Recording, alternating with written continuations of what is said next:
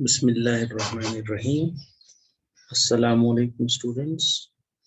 Today we are going to discuss another important topic which is related to special theory of relativity, and that is mass and energy. Remember, last time we wrote an equation for an arbitrary system. Equation was delta U plus delta K plus delta E internal is equal to W, where delta U is the change in potential energy of the system, delta K is change in kinetic energy of the system, delta E internal is change in internal energy of the system, and W represents the total external work done by all the forces through which the environment acts on the system. And we said that this equation, we name it some number. This equation 1 represents generalized law of conservation of energy. Then we stated it in words which were energy can be transformed from one kind to another in an isolated system, but it cannot be created or destroyed. The total energy of the system remains constant. And by isolated, it is meant that no external work, conservative or non-conservative, is done on the system, right? Now we move to our today's topic, mass and energy. Then we see the connection of this topic with this equation first. You know, there is an idea called radioactivity, and there are types of radioactivity. And what is radioactivity? You know that many elements are intrinsically unstable, so they emit different particles in order to attain stability. So there are different kinds of radioactivity depending on which particle is being emitted. We have alpha decay,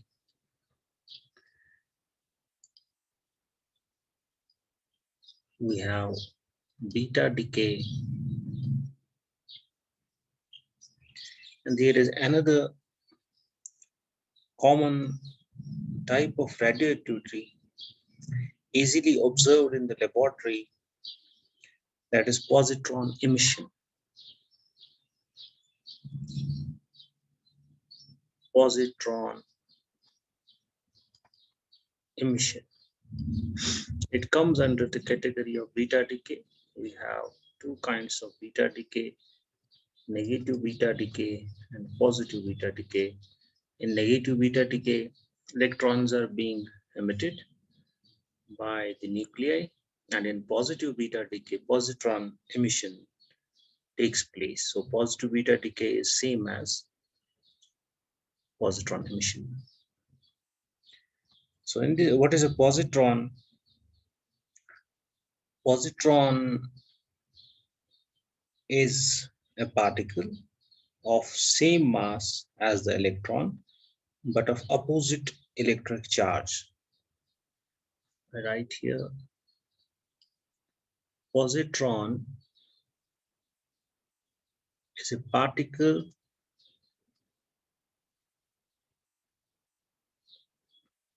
of the same mass as the electron but of opposite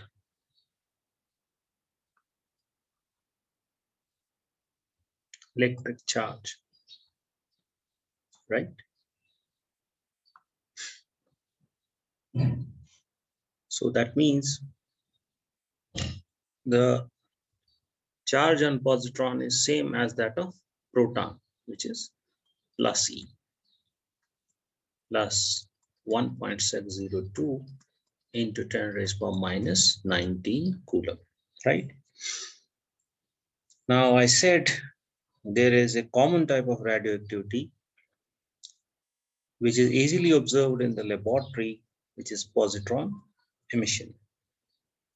So in this positron emission, an atomic nucleus emits a positron, which we said it is a particle of the same mass as the electron, but of opposite electric charge. Now, when positrons encounter electrons in ordinary matter, we observe the process called electron-positron annihilation, right? Electron-positron annihilation.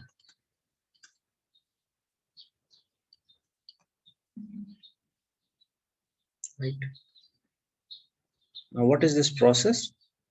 In this process, the electron and the positron both disappear, and in their place, we find only electromagnetic radiation.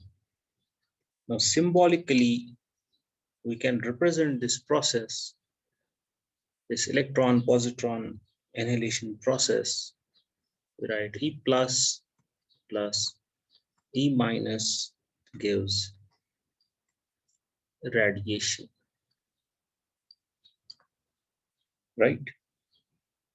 Where E plus stands for positron and E minus stands for electron, right? And there is also a reverse process called pair production.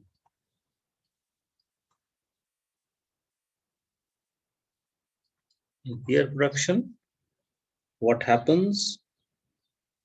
Gamma radiation gives us electron and positron pair, right? So gamma radiation is converted into an electron and positron. In pair annihilation, we get radiation out of electron-positron pair, and in pair production, we get electron-positron pair out of radiation. Now consider a system. I name it some, name it equation second. Our topic is here, topic of discussion here is mass and energy, and we will be considering this pair electron-positron annihilation, right? Represented by equation second. So now consider a system consisting of a positron and an electron. So I draw a diagram. So let this be my positron and let this be my electron. Let me show some system boundary. So this is my system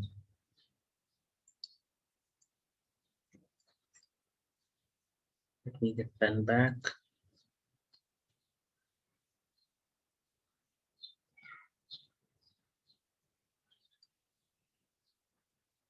Let me fix it first. Okay. So this is my system boundary.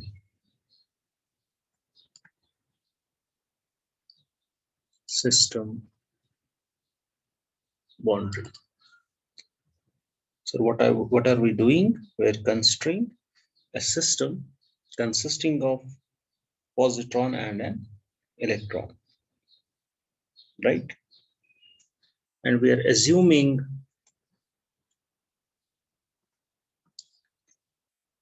that the electron and positron have negligibly small kinetic energies, assuming that the electron and positron have negligibly small kinetic energies, and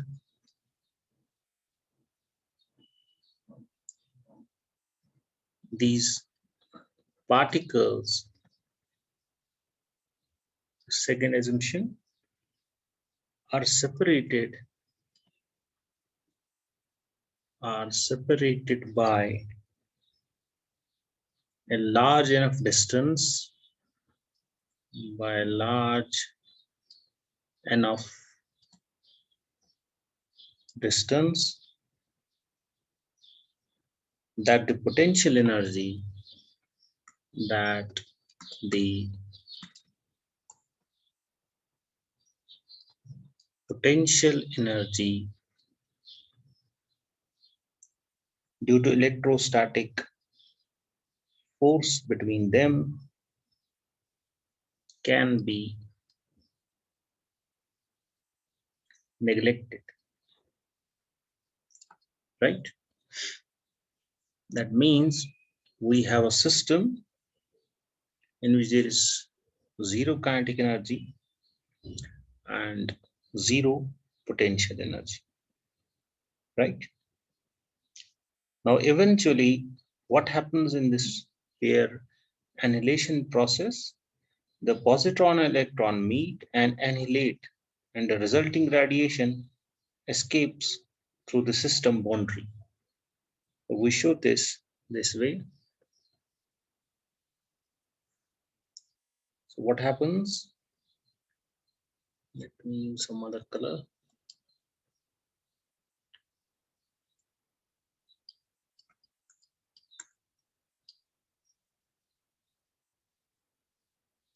Another color.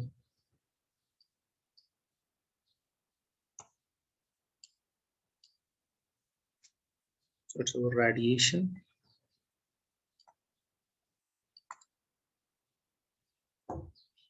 And this is our system boundary, right? So first we had this situation, now we have this situation. So what happens? Electron and positron meet, they annihilate,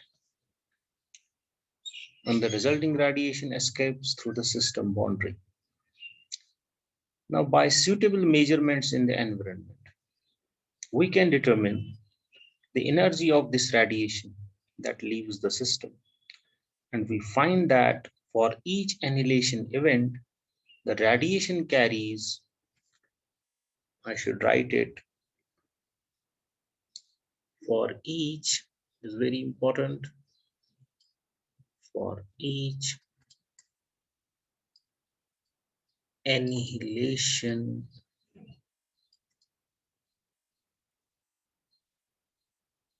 event,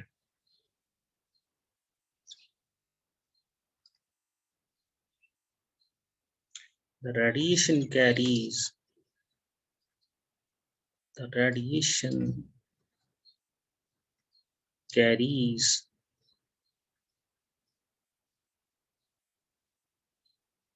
1.022 million electron volt of energy out of the system.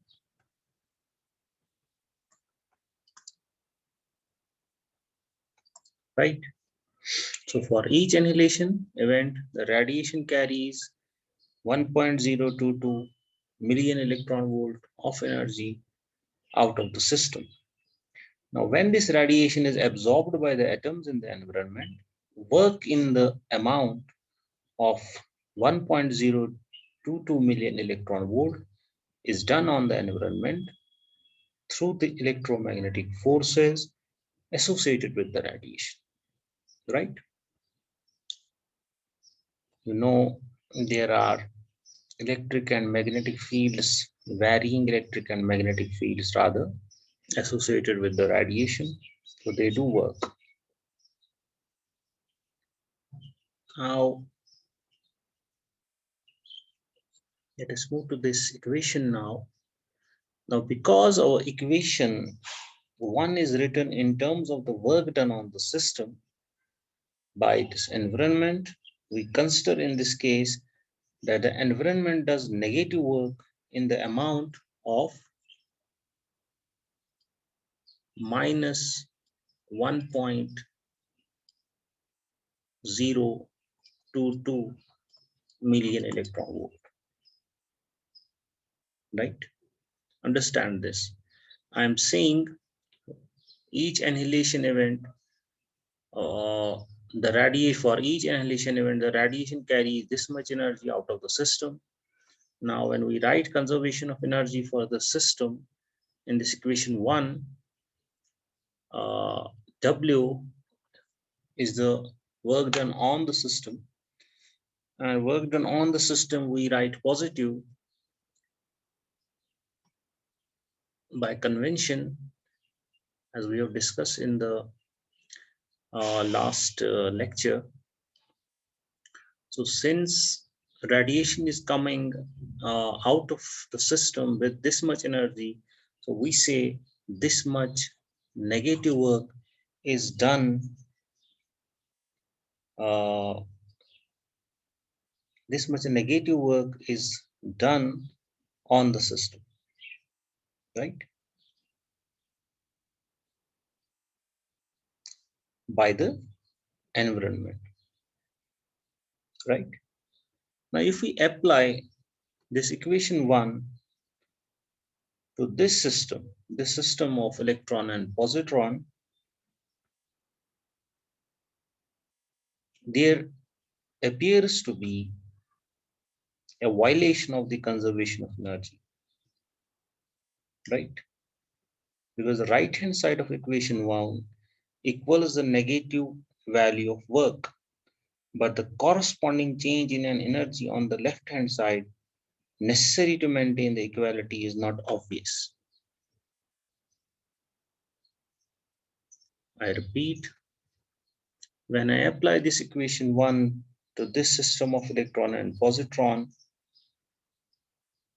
there is an apparent violation of the conservation of energy, because this right hand side in equation 1 equals the negative value of work, which is minus 1.022 million electron volt, but the corresponding change in an energy on the left hand side necessary to maintain the equality is not obvious. We know energy is conserved, so if there is you get if energy is getting out of the system, it must be at the cost of some other energy, right? Now we might, for example, propose a decrease in the internal energy that is numerically equal to W. But this thing we have 0 assumed. This is also 0. So now our equation is simply this for this electron-positron pair, right? So if we have this on our right-hand side, we have minus 1.022 million electron volt. On this side, we have delta E internal, right? We are trying to figure out why from this energy came. We know per annihilation process, this much energy escaped the system, which we wrote in terms of negative work. So it must be compensated on the left hand side. So we might, for example, propose a decrease in internal energy that is numerically equal to W, that is minus 1.22 million electron volt. But it is certainly not apparent what sort of internal energy present in the original system is missing from the final system. What sort of energy is initially in the system which is coming out of the system in the form of radiation? Because there was no kinetic energy, there was no potential energy.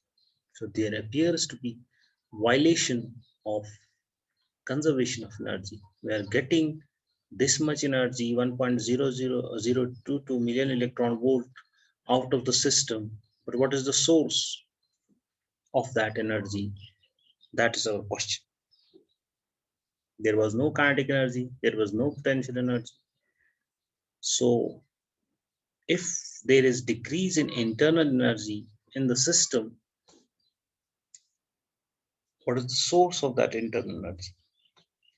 Now the resolution to this dilemma can be found in Albert Einstein's famous equation relating mass and energy, which was proposed in 1905.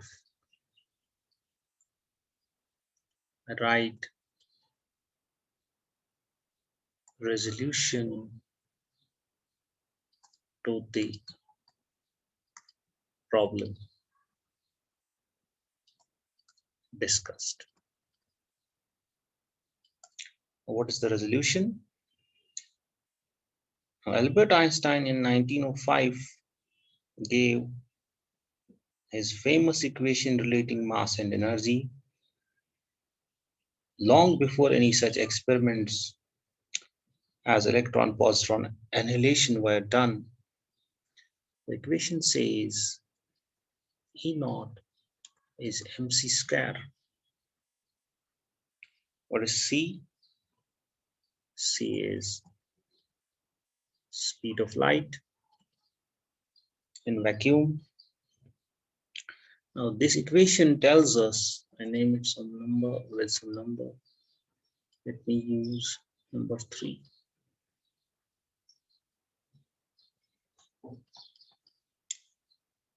Now this equation tells us that mass is a form of energy. Mass, write it, is a form of energy, and that a particle of mass m has associated it with it a rest energy E naught given by mc square. Right? I repeat, this equation tells us that mass is a form of energy and that a particle of mass m has associated with it a rest energy E naught given by mc square. This rest energy can be regarded as the internal energy of a body at rest. Can be regarded as the internal energy of a body at rest, right? Does the electron and positron have internal energy merely because of their masses? For either particle, we can compute the rest energy. Using this equation, we know the mass of electron and positron. So we make the calculation. Mass of electron and positron both is 9.11 into 10 raised power minus 31 kilograms. Then you multiply with the speed of light, 3 into 10 raised power 8 meter per second. You square that. Then we convert this into million electron volt. For that we divide 1.6 into 10 raised power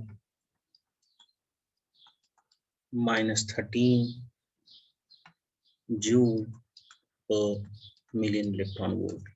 Remember, 1 million electron volt is 10 raised power 6 electron volt, and 1 electron volt is 1.602 or 1.6. You can write, let me write 1.6 into 10 raised power minus 19 joule. So 1 electron volt is 1.6 into 10 raised power minus 19 joule, and 1 million electron volt is 10 raised power 6 electron volt. So downstairs we have written 1.6 into 10 raised power minus 13 joule per million electron volt. So our answer will be now in million electron volt. 0.511 million electron volt. So it is the rest energy of electron as well as positron. So the total internal energy, rest energy, which is rest energy of the two initial particles, is then, let me use another color. So therefore, total rest energy,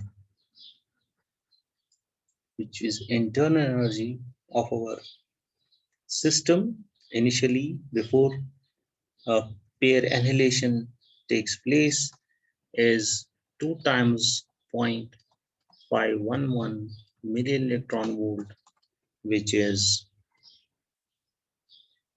exactly 1.022 million electron volt,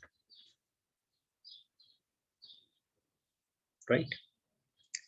And thus the change in the rest energy of the system is minus 1.022 million electron volt. So the negative work done on the system,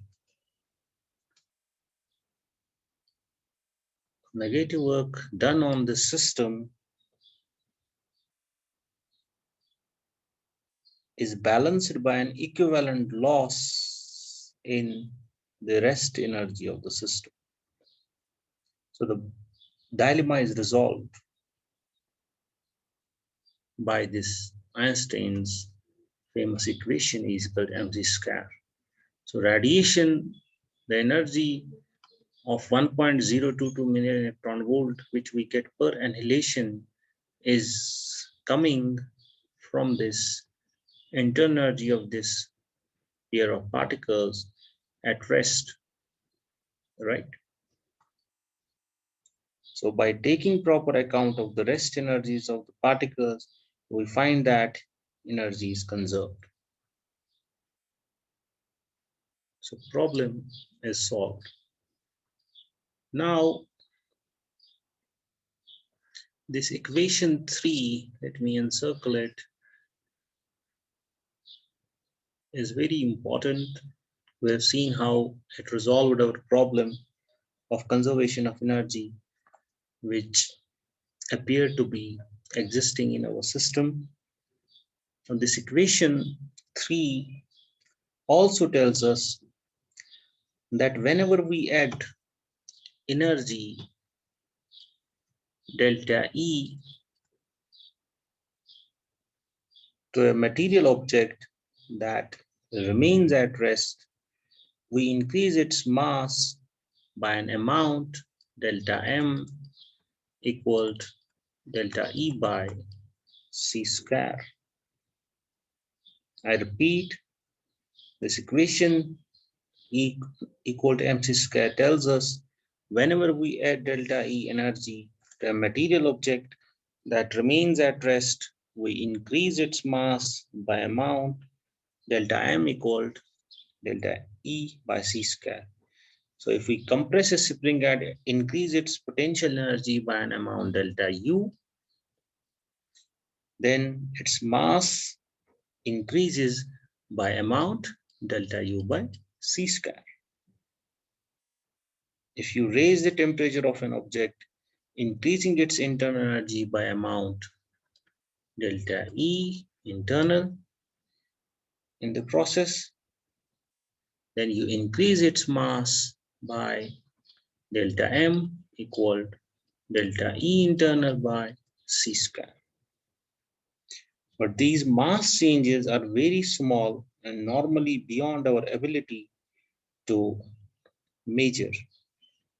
In the case of ordinary objects, because C square is a very large number.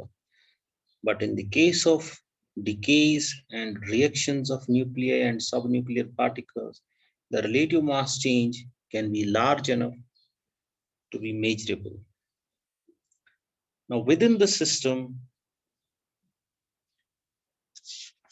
of that system, arbitrary system, which we discussed in last lecture, remember we said we have an arbitrary system which had some kinetic energy, potential energy, and some internal energy. Then we draw some system boundary, right? And we wrote the equation delta U plus delta K plus delta internal, which I mentioned in the start of this lecture. This equation 1 called the W. And in the diagram, we represented that by this arrow.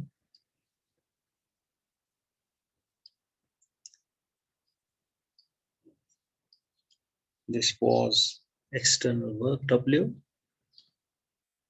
external work W. Now within the system boundary of this arbitrary system, changes in potential energy, that is delta U, and changes in internal energy, that is delta E internal, can thus be associated with changes in rest energy E naught. So in this case, we can write equation 1 as, equation 1 is this equation, so we can write it delta E naught plus delta K equal W. That means we club delta U and delta E internal into delta E naught, right? Where E naught is the rest energy of the system. And we take W to represent the energy in the form of work exchanged between the system and its environment, right? Notice that now I name it equation 4, right? Notice that in the left side of equation 4 includes only two terms, the rest energy, which includes all types of energies of a system at rest, and the motional kinetic energy. It includes all the energies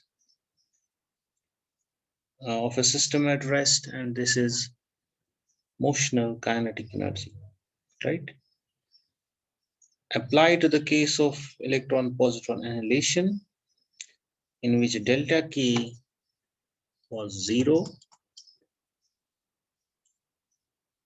This equation 4 shows directly that the negative external work associated with the radiation originates from a decrease in rest energy of the original system, right?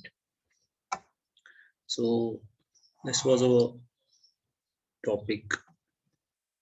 I summarize it first.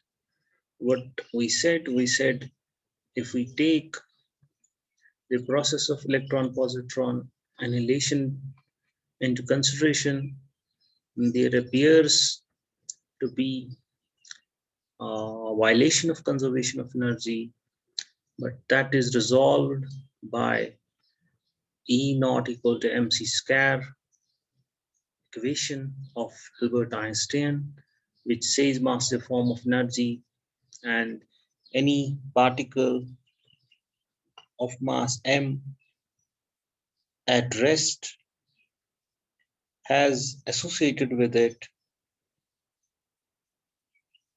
a rest energy equal to mc square. So the energy which we get in the form of radiation comes from the rest energy of the electron-positron pair.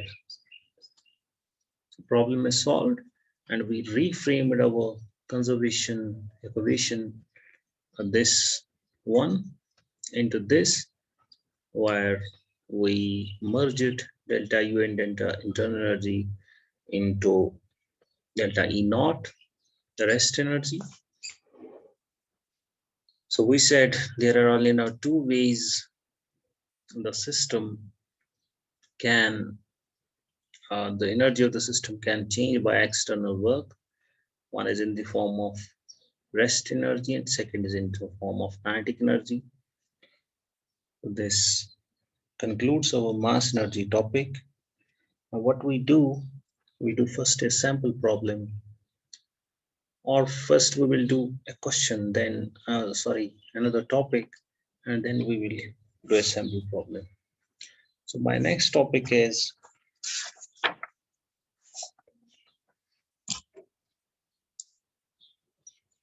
let me use this color, kinetic energy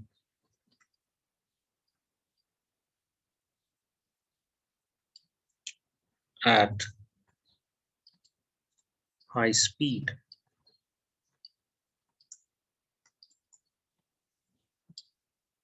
Right? Now we know that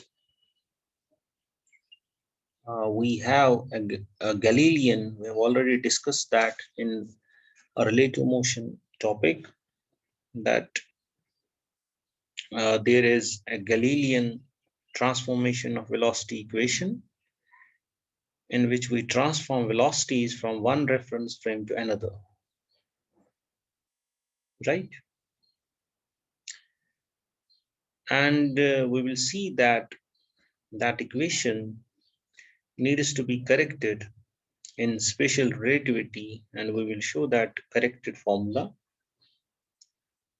Now, also this equation for kinetic energy, we know if we have a mass m moving with speed v, then its kinetic energy is half mv square.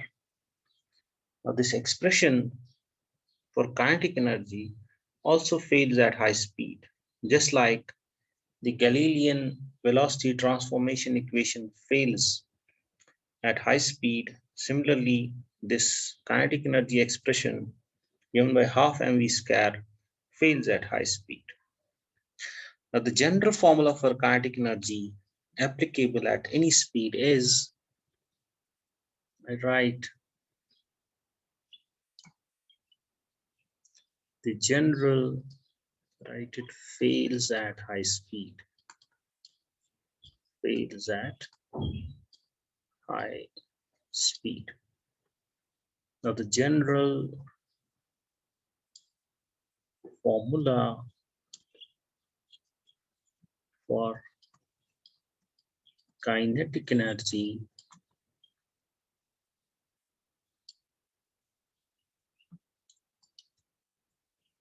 applicable at any speed is, what is the equation? K equal mc square times 1 over under root 1 minus v square over c square minus 1. Let me name this equation as equation 5. mc square times 1 over under root 1 minus v square by c square minus 1. You know, c is the speed of light, m is the mass of the particle. Now, does this mean half mv square is wrong? It certainly is at high speed, but it is not too difficult to show that equation 5 does indeed reduce to half mv square at low speed, right? I repeat, this equation 5, I will give you that as homework. First I claim this equation 5 reduces to k equal to half mv square at low speeds, right? But it is not too difficult. We can do that using binomial approximation, right? So this is, we will be discussing this in detail. So I am only just paving the path for special theory of relativity. I said this equation fails at high speed. Now the general formula applicable at any speed is this, and I said this is wrong, but only at high speed. So equation 5 is extended version of this half mv square, which is applicable to high speeds as well. And our equation 5 reduces to half mv square at low speeds. Similarly, I will give you another equation.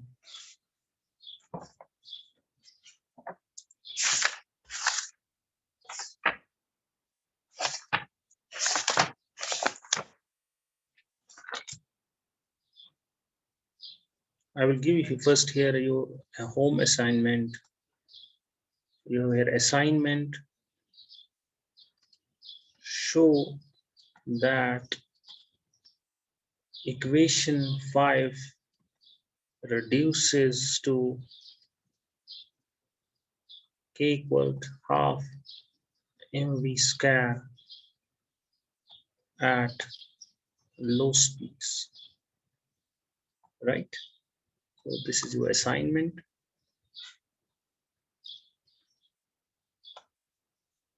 I will give you a hint. You can use the binomial approximation for that. I will give you another equation before we go to spatial theory of relativity in detail.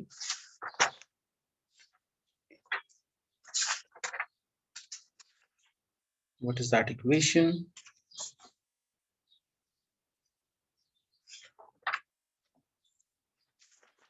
That is about the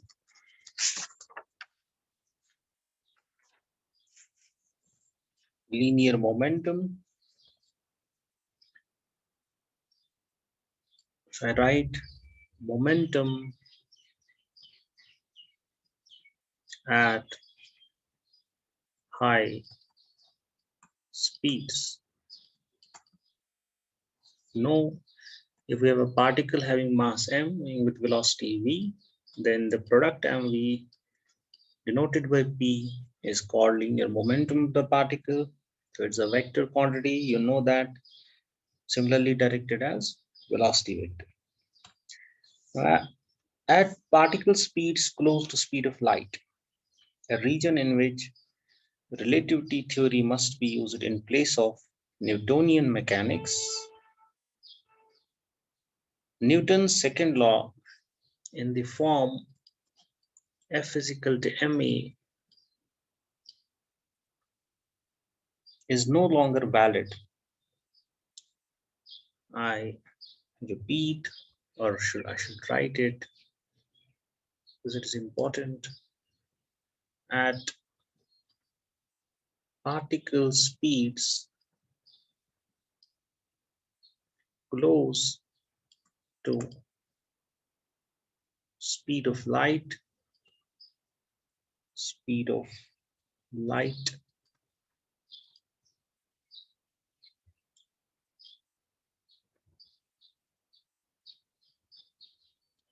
Newton's second law in this form,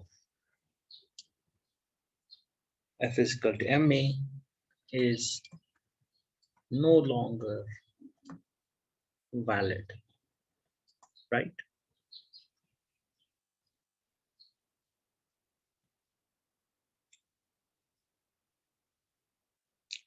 However, it turns out that the Newton's second law in the form F is equal to dp by dt is still a valid law, but you have to change the definition of momentum from mv to some other thing which we are going to express. So I'm saying at particle speeds close to the speed of light, this way of writing Newton's law is wrong.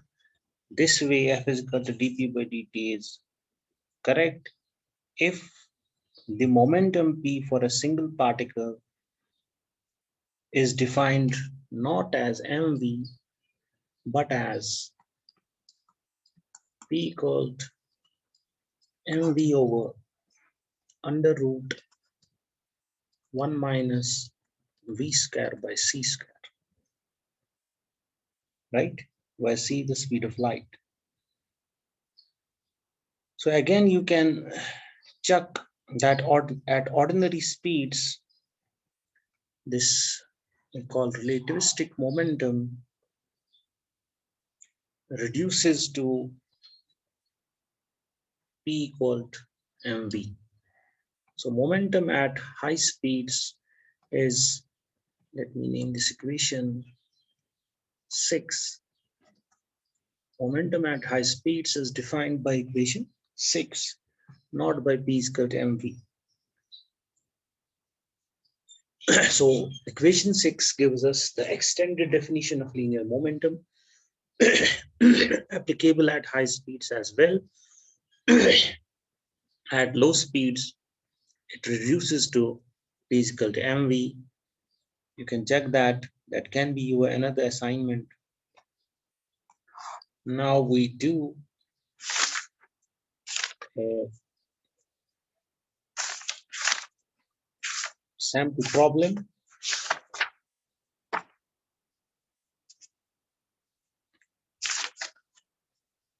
Let us do it together. Follow me. Let me use this color. So we have a sample problem now. What is the sample problem? It says 235 gram putty balls. Let me write it properly. PU double T Y. 235 gram putty balls are thrown toward each other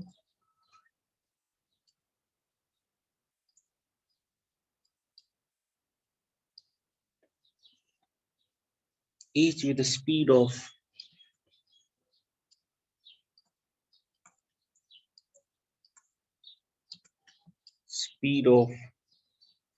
1.7 meter per second. The balls strike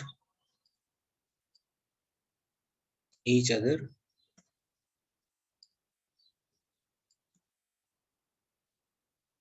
head on and stick together.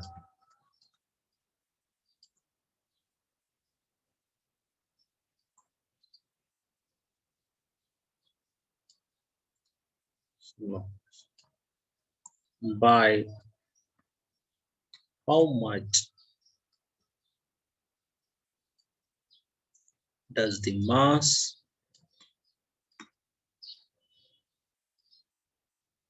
of the combined ball differ from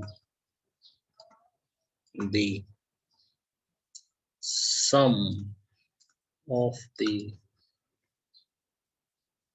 masses of the two original balls. I repeat the sample problem. Two 35-gram putty balls are thrown toward each other, each with a speed of 1.7 meter per second. The balls strike each other head on and stick together. By how much does the mass of the combined ball differ from the sum of the masses of the two original balls? So let us move to the solution. Let me use this color.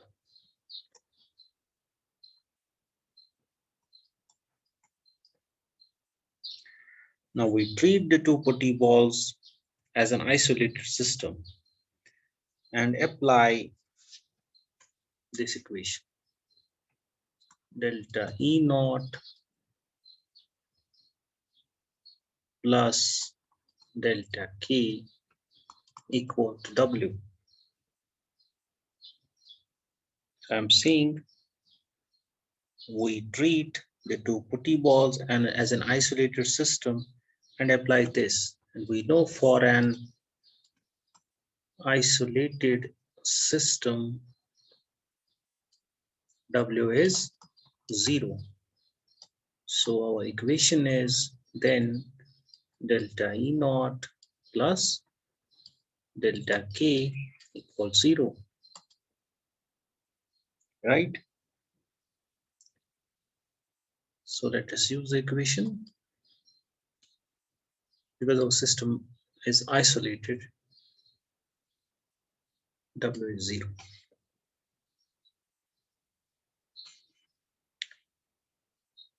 Now there is a negative change in kinetic energy of the system.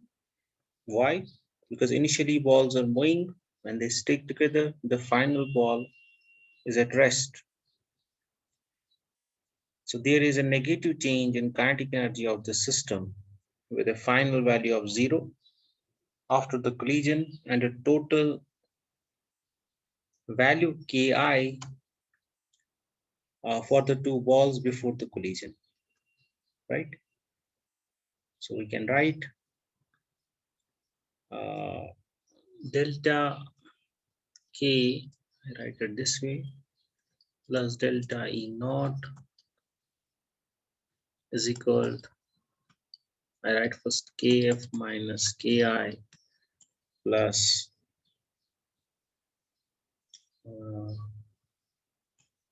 delta E naught is equal to 0. Right hand side is 0 because we treat it as an isolated system. So Kf is 0 Find the kinetic energy of the system minus Ki plus delta E naught.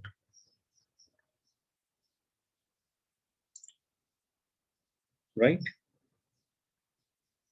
Which is equal to 0. Now, therefore, delta E naught is equal to Ki. Remember, what's Ki? It is initial kinetic energy of the system.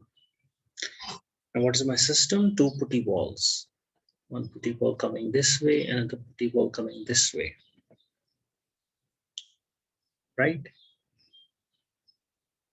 Therefore, my Ki is 2 times half mv square, where half mv square is the initial kinetic energy of each putty ball. So substitute the values. We have 2 will go. Mass is 35 gram, which we write in kilograms.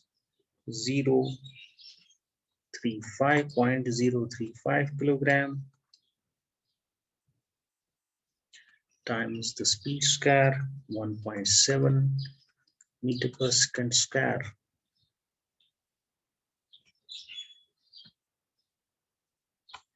Right? So when we make the calculation, you can check it. It turns out to be 0.101 joule. 101 joule.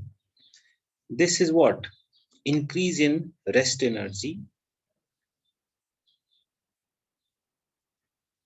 which might be in the form of internal energy, perhaps resulting in an increase in temperature of the combined system. Now the corresponding increase, the corresponding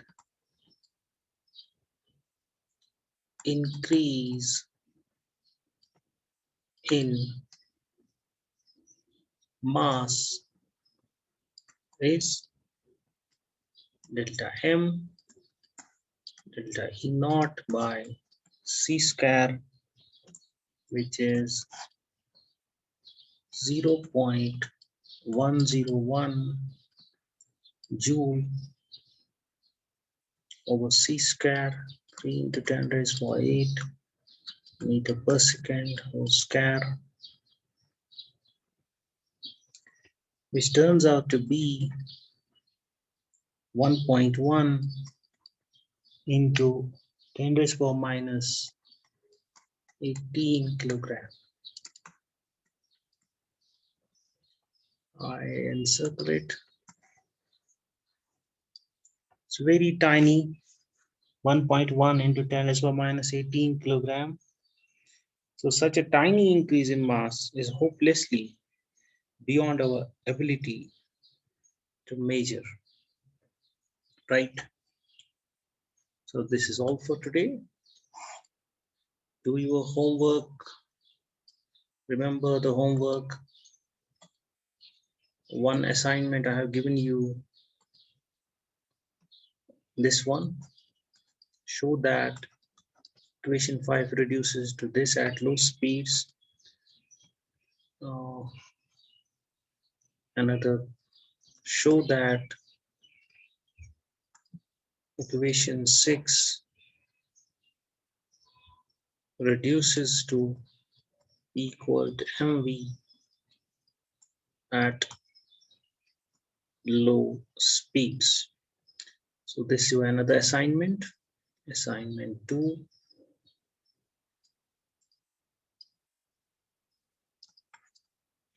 So this is all for today. Don't waste your time. Listen to all the video lectures properly, patiently, keenly, and make a notebook. And do not forget to subscribe my channel. Thank you. God bless you. Assalamu alaikum.